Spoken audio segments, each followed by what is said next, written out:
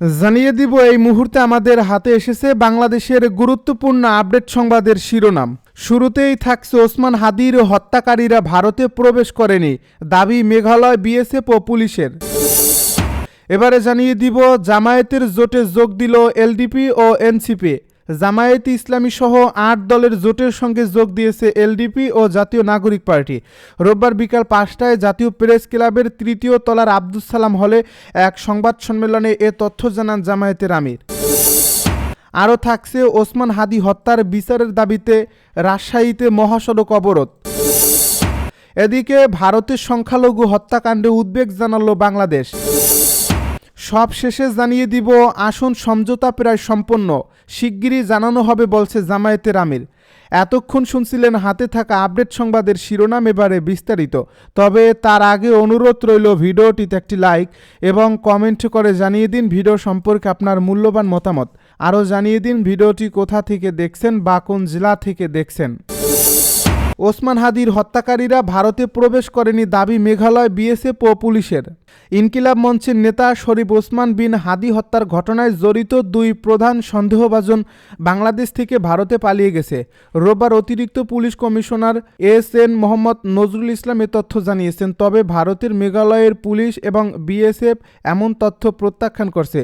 রোববার হিন্দুস্তান টাইমস জ্যেষ্ঠ নিরাপত্তা কর্মকর্তাদের উদ্ধৃতি দিয়ে বলছে, এই ধরনের প্রতিবেদন বিভ্রান্তি তৈরি করছে।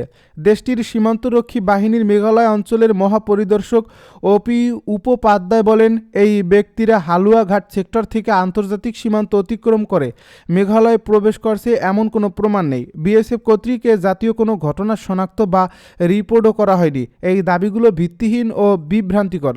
মেঘালয় পুলিশ সদর দপ্তরের একজন ঊর্ধ্বতন কর্মকর্তা ভারতীয় সংবাদ মাধ্যমটিকে বলেন, এ বিষয়ে বাংলাদেশ পুলিশের কাছ থেকে কোনো আনুষ্ঠানিক বা অনানুষ্ঠানিক যোগাযোগ হয়নি। রিপোর্টে উল্লেখিত নামের কোনো অভিযুক্তকে গারো পাহাড়ে খুঁজে পাওয়া যায়নি এবং কাউকে গ্রেপ্তারও করা হয়নি। এ প্রতিবেদনে আরও বলা হয়, ভারতীয় কর্মকর্তারা জোর দিয়ে বলছেন ঢাকার পুলিশের সঙ্গে সহযোগিতা অব্যাহত থাকলেও বর্তমানে এমন কোনো প্রমাণ নেই যে সন্দেহভাজনরা মেঘালয়ে রয়েছে। এর আগে ডিএমপির মিডিয়া সেন্টারে আয়োজিত সংবাদ সম্মেলনে নজরুল ইসলাম জানান, হত্যাকাণ্ডটি পূর্ব পরিকল্পিত। ফয়সাল সহ আরও কয়েকজন ময়মনসিংহের সীমান্ত পার হয়ে ভারতে পালিয়েছে।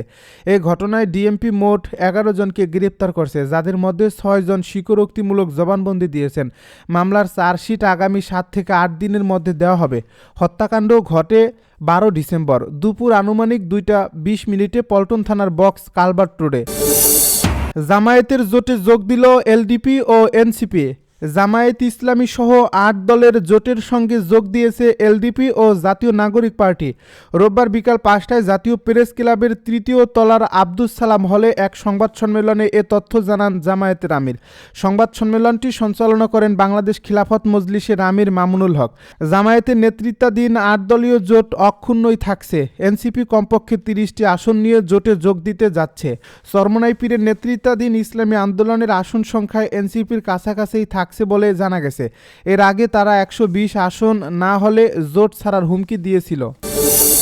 ওসমান হাদি হত্যার বিচারের দাবিতে রাজশাহীতে মহাসড়ক অবরোধ। শহীদ শরীফ ওসমান হাদি হত্যার সুষ্ঠু বিচারের দাবিতে রাজশাহী বিশ্ববিদ্যালয়ের প্রধান ফটকের সামনে মহাসড়ক অবরোধ করে অবস্থান কর্মসূচি ও বিক্ষোভ করেছেন ইনকিলাব মঞ্চের কর্মীরা। রোববার দুপুর 2:30টার দিকে রাবির মেইন গেটের সামনে রাজশাহী নাটোর মহাসড়ক অবরোধ করে এ কর্মসূচি শুরু করা হয়। এক পর্যায়ে 15 থেকে 20 জন বিক্ষোভকারী মহাসড়কের উপর অবস্থান নিয়ে টায়ারে আগুন জ্বালান।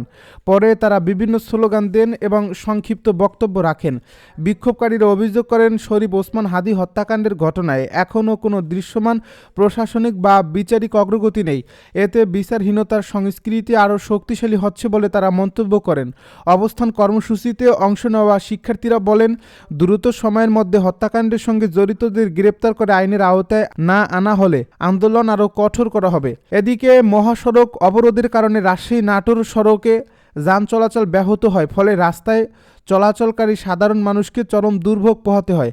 অন্যদিকে একই দাবিতে নগরীর তালাইমারি এলাকায়ও মহাসড়ক অবরোধ করে অবস্থান কর্মসূচি পালন করছেন জুলাই যোদ্ধা ও এনসিপির নেতাকর্মীরা।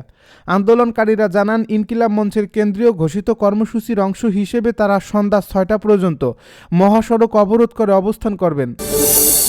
ভারতের সংখ্যালঘু হত্যাকাণ্ডে উদ্বেগ জানালো বাংলাদেশ। সাম্প্রতিক সময়ে ভারতের সংখ্যালঘু হত্যাকাণ্ড ও সহিংসতার ঘটনায় গভীর উদ্বেগ প্রকাশ করছে বাংলাদেশ। এসব ঘটনার নিরপেক্ষ তদন্ত এবং দোষীদের বিচারের আওতায় আনার আহ্বান জানিয়েছে ঢাকা। রোববার পররাষ্ট্র মন্ত্রণালয়ের মুখপাত্র এস এম মাহবুবুল আলম এ উদ্বেগের কথা জানান। তিনি বলেন, ভারতে মুসলিম, খ্রিস্টান সহ বিভিন্ন সংখ্যালঘু সম্প্রদায়ের বিরুদ্ধে সংঘটিত নৃশংস হত্যাকাণ্ড, গণপিটুনি, নির্বিচার আটক এবং ধর্মীয় অনুষ্ঠানে বাধা দেওয়ার ঘটনা গভীর উদ্বেগের বিষয়। মাহবুবুল আলম বলেন, চলতি মাসে ভারতের ওড়িশায় মুসলিম যুবক জুয়েল রানাকে নৃশংসভাবে হত্যা, বিহারে মুহম্মদ আতাহার হোসেনের হত্যাকাণ্ড, এগুলো সহিংসতা। আসন সমঝোতা প্রায় সম্পন্ন, শিগগিরই জানানো হবে, জানালো জামায়াতের আমির। সমমনা দলগুলোর মধ্যে আসন সমঝোতা প্রায় সম্পন্ন হয়েছে বলে জানিয়েছেন জামায়াতে ইসলামের আমির ডাক্তার শফিকুর রহমান। তিনি বলেন, খুব দ্রুতই এর বিস্তারিত জানানো হবে। একই সঙ্গে ঘোষিত তারিখের যেন কোনো হেরফের না হয় এবং নির্ধারিত সময়ে জাতীয় নির্বাচন অনুষ্ঠিত হবে বলে মন্তব্য করেন তিনি। রোববার জাতীয় প্রেস ক্লাবের আব্দুস সালাম মিলনায়তনে জামায়াতের নেতৃত্বে আন্দোলনরত 8 দলের পক্ষ থেকে আয়োজিত জরুরি সংবাদ সম্মেলনে তিনি সব কথা বলেন।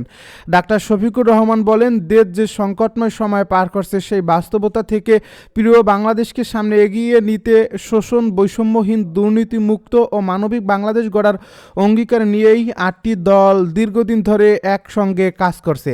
এরই ধারাবাহিকতায় আজ আরও 2টি দল, কর্নেল অলি আহমেদ বীর বিক্রমের নেতৃত্বাধীন এলডিপি এবং এনসিপি এই জোটে সম্পৃক্ত হয়েছে। তিনি জানান, এনসিপির সঙ্গে এরই মধ্যে বৈঠক সম্পন্ন হয়েছে। সময় স্বল্পতার কারণে তারা সংবাদ সম্মেলনে উপস্থিত থাকতে না পারলেও দলের আহ্বায়ক নাহিদ ইসলাম সরাসরি বৈঠকে অংশ নিয়ে তাদের সিদ্ধান্ত জানিয়ে দিয়েছেন। শিগগিরই এনসিপি আলাদা সংবাদ সম্মেলনের মাধ্যমে তাদের অবস্থান পরিষ্কার করবে। জামায়াত আমির বলেন, 300 আসনে নির্বাচনী সমঝোতা নিয়ে দলগুলোর মধ্যে আলোচনা হয়েছে এবং প্রায় সব আসনের সমঝোতা চূড়ান্ত।